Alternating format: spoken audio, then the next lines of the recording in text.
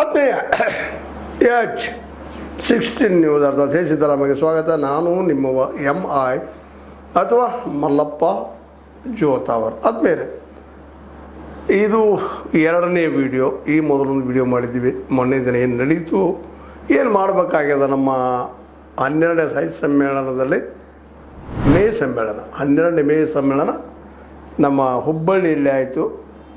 ಆ ನೆಲೆಗಟ್ಟಿನಲ್ಲಿ ಮೊದಲೇ ಒಂದು ವಿಡಿಯೋ ಮಾಡಿದಲ್ಲಿ ನಾವು ಸಮಾಜವಾದಿಗಳು ಕಮ್ಯುನಿಸ್ಟರು ಎಲ್ಲಿ ಸೋಲ್ತಾ ಇದ್ದೀವಿ ಅನ್ನೋ ಮಾತನ್ನು ಚರ್ಚೆ ಮಾಡಿದ್ವಿ.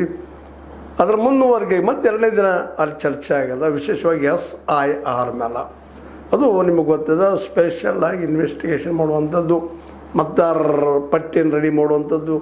ಅದರಲ್ಲೇ ನಮ್ಮ ವಿರೋಧಿಗಳು ಆರೋಪ ಮಾಡುವಾಗ ಇವತ್ತಿನ ನಮ್ಮ ಸಾಹಿತಿಗಳು, ಅದರಲ್ಲೂ ಚಿಂತಕ ಕೆ ಫಣಿರಾಜ್ ಇರ್ಬೋದು, ಇನ್ನುಳಿದವರಾಗಿರ್ಬೋದು, ಮಾವಳಿ ಶಂಕರವರಾಗಿರ್ಬೋದು, HN ನಿವೃತ್ತ ನ್ಯಾಯಮೂರ್ತಿ ನಾಗಮೋಹನ್ ದಾಸರಾಗಿರ್ಬೋದು, ಇವರು ಅನೇಕರು ಇನ್ನೂ ವಿರೋಧ ಮಾಡ್ತಾ ಇದ್ದಾರೆ. ಇದನ್ನು ಅವ್ರು ವಿರೋಧ ಮಾಡೋದಕ್ಕೆ ಕಾರಣವೂ ಇಲ್ಲ.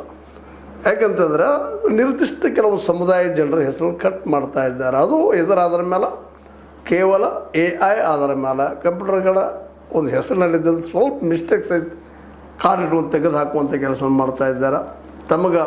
ತಮ್ಮದಲ್ಲದ ಮತದಾರನ ಕಿತ್ತಾಕ್ತಾ ಇದ್ದಾರೆ ಎಲೆಕ್ಷನ್ ಕಮಿಷನ್ ಮೂಲಕ ಅನ್ನುವಂಥ ಗುರುತರವಾದ ಆರೋಪದ.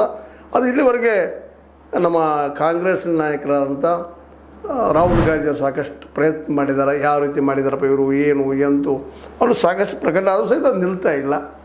ಮತ್ತು ಪರಿಷ್ಕರಣೆ ಆಗಲೇಬೇಕಾಗಿದೆ. ಆ ಮಾತು ಬೇರೆ, ಸ್ವತಂತ್ರವ್ರು ಹೋಗ್ಬೇಕಾಗ್ಯದ, ಹೊಸದಾಗಿ ಬಂದಂಥವ್ರು ಎಂಟ್ರಿ ಆಗಬೇಕಾಗ್ಯದ. ಅದು ಮೇಲೆ ಚಲನಶೀಲಿದ್ದಂಥದ್ದು ಅದು ಆಗಲೇಬೇಕಾಗಿದ್ದು. ಆದರೆ ಅದನ್ನು ತಮಗೆ ಹೆಂಗೆ ಬೇಕೋ ಹಂಗೆ BJPಗರು, ಈ RSSಗರು ಮಾಡ್ಕೊಳ್ತಾ ಇದ್ದಾರೆ. ಕೆಲವು ನಿರ್ದಿಷ್ಟ ಅಂದರೆ ಅದರಲ್ಲೂ ಮುಸ್ಲಿಮರ ಮತದಾರ ಹೆಸರನ್ನು ಕಟ್ ಮಾಡ್ತಾ ಇದ್ದಾರೆ. ಇದರಿಂದ ಅವರು ಒಳನುಸುಳುಕೋರರು ಹಾಗೆ ಹೀಗೆ 108. ಆದರೆ ಒಳನುಸುಳುಕೋರರು ಹೇಗಾದರೂ ಎಲ್ಲಿ ಆದರೂ ಅದರ ಪೂರ್ಣ ವಿವರ ಎಲ್ಲಿವರೆಗೆ ಹೇಳ್ತಾನೂ ಇಲ್ಲ, ಕಿತ್ತಾಕ್ತಾ ಇದ್ದಾರೆ. ಈಗಾಗಲೇ ನಾವು ನೋಡಿದ್ದೀವಿ, ವೆಸ್ಟ್ ಬೆಂಗಾಲ್ 90 ಲಕ್ಷ ಜನರ ಹೆಸರನ್ನು ಕಿತ್ತಾಕಿದ್ರು. ಅದರಲ್ಲಿ ಹಿಂದಿನ ಚುನಾವಣೆಯಲ್ಲಿ 27 ಲಕ್ಷ ಜನ ಮತ ಹಾಕಿದ್ರು.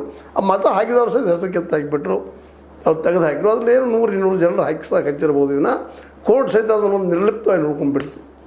ಇದೇನು 27 ಲಕ್ಷ ಜನರು ಮತಗಳ ಸಾಮಾನ್ಯ ಅಲ್ಲ ಅದು. ಸ್ವತಂತ್ರವಾದ ಮೀಡಿಯಾಗೆ ಬೇಕಾಗಿರುವುದು ಸ್ವತಂತ್ರ ಧ್ವನಿ. ಆ ಸ್ವತಂತ್ರ ಧ್ವನಿ ಉಳಿಸಲು ನೀವು ಮಾಡಬೇಕಾದದ್ದು ಇಷ್ಟೇ. ಅದೇನಪ್ಪಾ ಅಂತಂತಂದ್ರೆ, ನಿಮ್ಮ ಕೈಲಾದಷ್ಟು ಸಹಾಯ ಈ ಚಾನಲ್ಗೆ ಮಾಡಿ ಹಾಗೂ ನಿಮ್ಮ ಧ್ವನಿಯನ್ನು ಕಾಪಾಡಿಕೊಳ್ಳಿ. ಅವುಗಳ ಬಗ್ಗೆ 5-6%